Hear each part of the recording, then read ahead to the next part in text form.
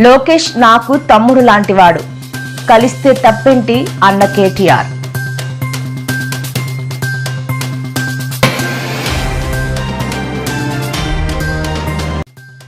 నేడు అమరావతిలోని ఎస్ఆర్ఎం యూనివర్సిటీలో గ్రీన్ హైడ్రోజన్ సమ్మిట్ పాల్గొన్న ఏపీ సీఎం చంద్రబాబు.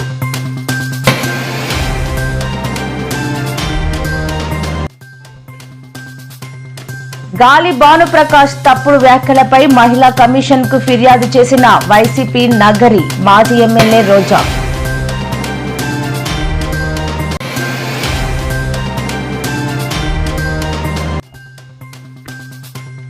ఈ నెల 23 వరకు తెలంగాణ వ్యాప్తంగా అతి భారీ వర్షాలు వెల్లడించిన వాతావరణ శాఖ అధికారులు.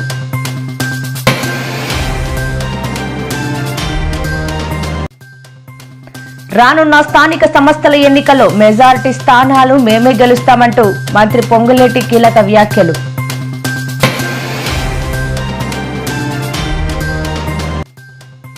సీఎం రేవంత్ రెడ్డి మరో సవాల్ విసిరిన కేటీఆర్, చర్చకు మీ కొడంగల్ కోటకు రమ్మంటావా అంటూ ఘాటు వ్యాఖ్యలు.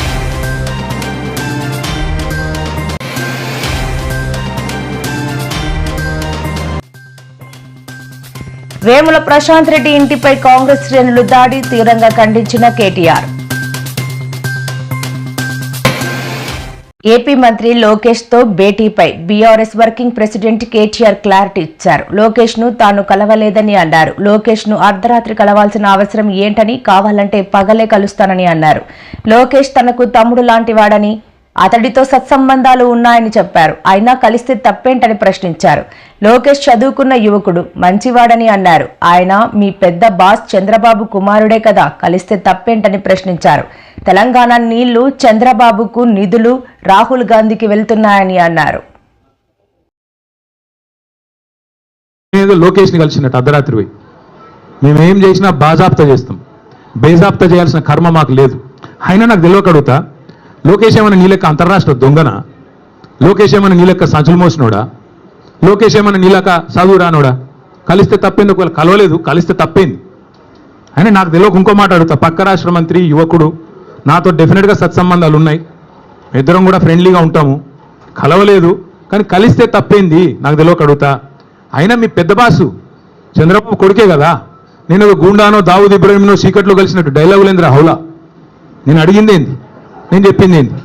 నేను దొంగను కలిసిన నీలాగా, లేకపోతే నీలాగా లోఫర్ రాజకీయాలు చేస్తున్నాను ఢిల్లీలో పోయి, చీకట్లో పోయి అమిత్ షా కాళ్ళు పట్టుకొని, చీకట్లో పోయి మోడీ గారి పాదాలకు ప్రణమిల్లి చిల్లర రాజకీయం చేస్తున్నానా? పక్క రాష్ట్ర మంత్రి యువకుడు, నాకు తమ్ముళ్ళు అంటాడు, కలిస్తే కలుస్తా కానీ నేను కలవలేదు. దానికి ఏదో పెద్ద ఈయనేదో గొప్ప విషయం కనిపెట్టినట్టు. ఆయన నాకు తెలియకడుగుతా, పాలన గురించి తెలుసుకోవాలంటే మమ్మల్నే కలుస్తారు బీఆర్ఎస్లను, దోపిడీ గురించి తెలుసుకోవాలంటే నిన్ను కలుస్తారు. ఆయన నన్ను కలిస్తే నీకేం నొచ్చింది? ఆయన నన్ను కలిసినా నీకేం బాధ అవుతుంది? నాకు అట్లా తెలియకడుగుతా. రామాయణం ఆంధ్రప్రదేశ్ ను హైడ్రోజన్ వ్యాలీగా రూపొందిస్తానని ముఖ్యమంత్రి చంద్రబాబు నాయుడు పేర్కొన్నారు. అమరావతిలోని ఎస్ఆర్ఎం యూనివర్సిటీలో గ్రీన్ హైడ్రోజన్ సమ్మిట్ 2025 జరుగుతోంది. సీఎం చంద్రబాబు పాల్గొన్నారు. ఈ క్రమంలో ఎనర్జీ కంపెనీల ఎండీ, సీఈఓలతో ప్రత్యేకంగా సీఎం సమావేశమయ్యారు. సమావేశంలో నీతి ఆయోగ్ సభ్యుడు సారస్వత్ పాల్గొన్నారు. ఈ సందర్భంగా సీఎం చంద్రబాబు మాట్లాడుతూ, మీ ఆలోచనలు, ఆవిష్కరణ తెలుసుకోవడానికి వచ్చానన్నారు. విద్యుత్ సంస్కరణలను మొదట్లో ప్రారంభించింది తానేనని సీఎం చంద్రబాబు గుర్తు చేశారు. I really appreciate SRM historical meeting in Amaravati. Why I am saying historical meeting? Recently, originally if you see, Hyderabad I started iTech city focusing IT. Recently in Amaravati, we started Quantum Valley focusing artificial intelligence. Now today, I am very happy. We are focusing Hydrogen Valley starting from here. One is Quantum Valley, quantum computing, technology with deep tech, everything. How to protect environment. There you need green energy and also downstream industries, total ecosystem. You can imagine if you can protect nature and you can use technology in a big way, sky is the limit for development. or otherwise we'll have all problems. That is where two valleys are coming here. One is Quantum Valley for computing and also technology. One is Green Hydrogen Valley from here to protect nature for sustainability. That is very, very important. Here I am asking SRM. They have done good work.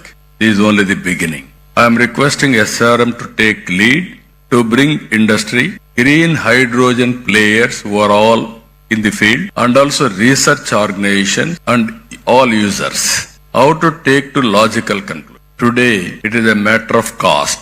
If we scale up, and at the same time, if we can go for innovations, you are all here. Our youngsters are also here. Continuously, you will think you will get so many solutions. How to get best solution for reducing the cost, thereby affordability. That is only a game changer. For this, hydrogen storage, transportation, and so many things, we can work it out. There I am saying today, after today, tomorrow, all discussions will conclude. We will declare Amaravati Green Hydrogen Declaration 2025.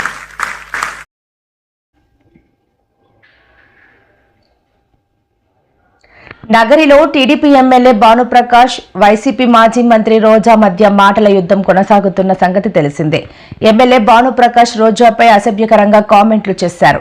రోజా వ్యాంపుకు ఎక్కువ, heroine కు తక్కువ అంటూ మాట్లాడారు. ఆమె 2000 ఇస్తే ఏ పనైనా చేస్తుంది, ఇప్పుడు 2000 కోట్లు సంపాదించింది అంటూ భానుప్రకాష్ సంచలన వ్యాఖ్యలు చేశారు. దీంతో భానుప్రకాష్ వ్యాఖ్యలపై వైసీపీ నేతలు రోజా తీవ్ర ఆగ్రహం వ్యక్తం చేశారు.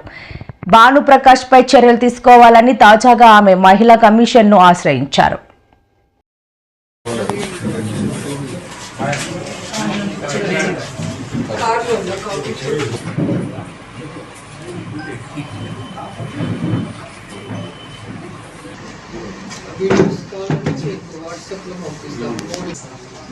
అక్కడి నుంచి 2000 కోట్లు సంపాదించింది.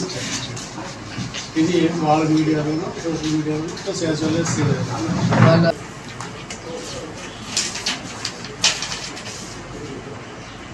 ఆమె 2000 రూపాయలకి ఏ పన్నా చేసేది. మార్కెట్లో ఉందా మాట? నాకేమో చెప్తారు. ఆమె 2000 రూపాయలకి ఏ పన్నా చేసేది. మార్కెట్లో ఉందా మాట? నాకేమో చెప్తారు.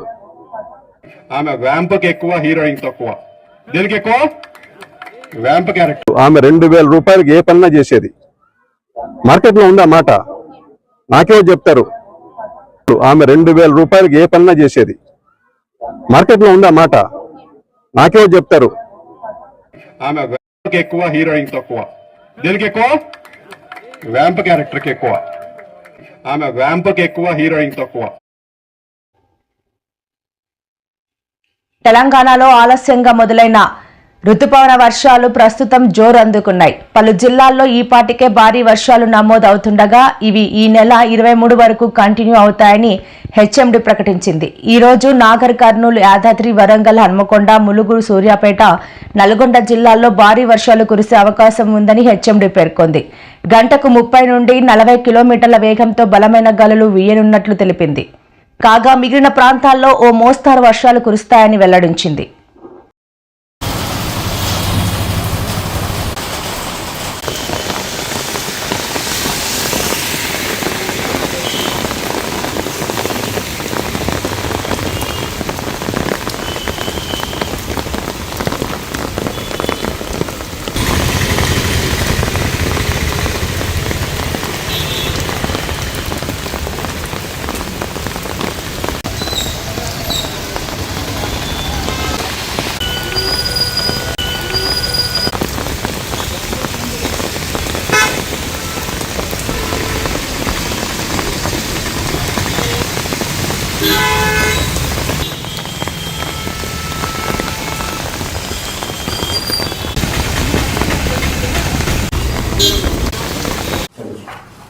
కూడిన జల్లులు విస్తారంగా పడే అవకాశం ఉంది. అంటే చాలా మోస్ట్ ప్లేసెస్లో పడే అవకాశం ఉంది. ఈ థండర్ స్టార్మ్స్ కూడా పడే అవకాశం ఉంది. దీంట్లోని గాలులు 50 నుంచి 60 కిలోమీటర్ల వేగంతో వీచే అవకాశం ఉంది. అదే దక్షిణ కోస్తాలో అయితే పలు చోట్ల అంటే అనేక చోట్ల పడే అవకాశం ఉంది. ఇక్కడ కూడా ఉత్తర కోస్తాలో అయితే కొన్ని చోట్ల భారీ వర్షాలు కూడా పడే అవకాశం ఉంది. 1-2 దగ్గరలో భారీ వర్షాలు కూడా పడే అవకాశం ఉంది. మనకి శ్రీకాకుళం, విజయనగరం, విశాఖపట్నం, అనకాపల్లి, పార్వతీపురం, మన్యం, ఏఎస్ఆర్ ఈ జిల్లాల్లో 1-2 చోట్ల భారీ వర్షం లేదా ఉరుములతో కూడిన జల్లు పడే అవకాశం ఉంది. నగరి టీడీపీ ఎమ్మెల్యే గాలి భానుప్రకాష్ వైసీపీ నాయకురాలు ఆర్కే రోజాపై చేసిన అసభ్యకర వ్యాఖ్యలు వివాదంగా మారాయి. భానుప్రకాష్ చేసిన అనుచిత వ్యాఖ్యలపై వైసీపీ రాష్ట్ర అధికార ప్రతినిధి యాంకర్ శ్యామల తీవ్రంగా ఖండించారు. భానుప్రకాష్ చేసిన వ్యాఖ్యలు మహిళా లోకం తలదించుకునేలా ఉన్నాయని, సభ్య సమాజానికి అవమానకరమని మండిపడ్డారు. మహిళా మాజీ మంత్రిని అవమానించిన ఎమ్మెల్యేపై చట్టపరమైన రాజకీయ చర్యలు తీసుకోవాలని డిమాండ్ చేశారు. అయితే గాలి భానుప్రకాష్ ఓ సమావేశంలో మాట్లాడుతూ రోజా 2000 ఇస్తే ఏ పనైనా చేసేది అని వ్యాఖ్యానించినట్లు ఆరోపణలు వచ్చాయి. నాకు తెలిసినంత వరకు ఆమె వ్యాంపకి ఎక్కువ, హీరోయిన్ తక్కువ. దీనికి ఎక్కువ వ్యాంప్ క్యారెక్టర్కి ఎక్కువ. అందుకు నమస్కారం. మహిళా లోకం అసహించుకునేలా, సభ్య సమాజం తలదించుకునేలా ఒక మాజీ మహిళా మంత్రిపై ఈరోజు నగరి ఎమ్మెల్యే గారు చేసినటువంటి వ్యాఖ్యలు అవి వింటే ఏం మాట్లాడాలో తెలియని పరిస్థితి. అంటే ఒక విషయం అడగాలనుకుంటున్నాను. గౌరవ నగరి ఎమ్మెల్యే గాలి భానుప్రకాష్ గారు, ఏం మాట్లాడారు మీరు? వ్యాంప్కి ఎక్కువ, హీరోయిన్ కి తక్కువ. ఇలాగేనా అండి మీరు ఒక మహిళ గురించి మాట్లాడేది? ఒక ఎక్స్ మినిస్టర్ గురించి మాట్లాడేది ఇలాగేనా మీరు? రోజా మాట్లాడుతా ఉంది. ఏం మాట్లాడుతుంది అసలు అర్థం ఉందా అర్థం కావట్లే ఆమెకి. ఇక్కడంతా కొండలంట తవ్వేశారంట. ఆమె 2000 రూపాయలకి ఏ పన్నా చేసేది. మార్కెట్ లో ఉందా మాట? నాకేమో చెప్తారు. ఇంకేమన్నారు? 2000కి ఏ పనన్నా చేస్తుంది అని చెప్పి మార్కెట్ లో టాకా? ఏం మాట్లాడుతున్నారు సార్ మీరు? అంటే సినిమా వాళ్ళంటే ఎందుకంత చులకన మీకు? మీ పార్టీ పెట్టింది ఎవరు? ఒక సినిమా నటుడే కదా. స్వర్గీయ నందమూరి తారక రామారావు గారు ఎక్కడి నుంచి వచ్చారు సార్? సినిమా నుంచి కాదా? ఇప్పుడు ఈ రోజున మీరు మావాడు అంటూ కూటమిలో చేర్చుకుని నెత్తినెక్కించుకుని ఉప ముఖ్యమంత్రి పదవి కట్టబెట్టిన పవన్ కళ్యాణ్ గారు, ఆయన సినీ లోక నుంచి వచ్చిన వ్యక్తి కాదా? అంటే మీకు పార్టీలు చేరడానికి సినీ నటులు పెట్టిన పార్టీ అయితే ఓకే, కూటమిలో కలుపుకోవడానికి సినీ ఇండస్ట్రీ నుంచి వచ్చిన వాళ్ళైతే ఓకే, కానీ మీకు ప్రశ్నించే వాళ్ళు మాత్రం సినిమా ఇండస్ట్రీ నుంచి వచ్చిన వాళ్ళే ఉండకూడదు. అలా ఉంటే నోటికి ఎంత వస్తే అంత మాట్లాడేస్తాం. ఎలా అంటే అలా కించపరుస్తూ వాళ్ళ వ్యక్తిగత హననం చేస్తూ వాళ్ళ మీద నిందలు వేసేస్తాం, బట్ట కాల్చి మీదేసేస్తాం. ఇదేనా మీ వైఖరి? మీరు ఇలా మాట్లాడడం ముమ్మాటికి తప్పే. మీరు ఈ రోజున ఒక మహిళా మంత్రిని కించపరుస్తూ మాట్లాడారు, ఎక్స్ మినిస్టర్ ని. అలాగే ఒక సినీ ఇండస్ట్రీ నుంచి వచ్చిన ఒక వ్యక్తిని కూడా మీరు కించపరుస్తూ మాట్లాడారు. సినీ ఇండస్ట్రీ నుంచి వచ్చిన మహిళలైతే మీరు గౌరవం ఇవ్వరా? ఖచ్చితంగా మీరు దీనికి క్షమాపణ చెప్పాలి. మీ ఉప ముఖ్యమంత్రి గారు కూడా దీని మీద స్పందించి మీ వ్యాఖ్యల్ని ఆయన ఖండించి, ఎందుకంటే ఆయన కూడా ఒక సినీ ఇండస్ట్రీ నుంచి వచ్చిన వ్యక్తే కాబట్టి ఇది తప్పు అని మీరు తెలుసుకుని బహిరంగ క్షమాపణ చెప్పాలని మేము.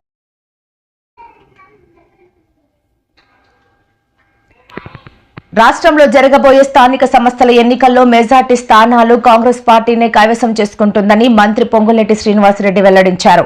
ఇవాళ ఆయన ఖమ్మంలో మీడియాతో మాట్లాడుతూ కొద్ది రోజుల్లోనే స్థానిక ఎన్నికలకు నోటిఫికేషన్ విడుదలవుతుందని తెలిపారు. ఎవరు ఏం చేసినా కాంగ్రెస్ పార్టీకి తిరుగులేని రీతిలో మెజారిటీ స్థానాలు రావడం ఖాయమని అన్నారు. స్థానిక సంస్థల ఎన్నికల్లో బీసీలకు 42% రిజర్వేషన్లు ఇచ్చేందుకు ప్రభుత్వం కట్టుబడి ఉందని తెలిపారు.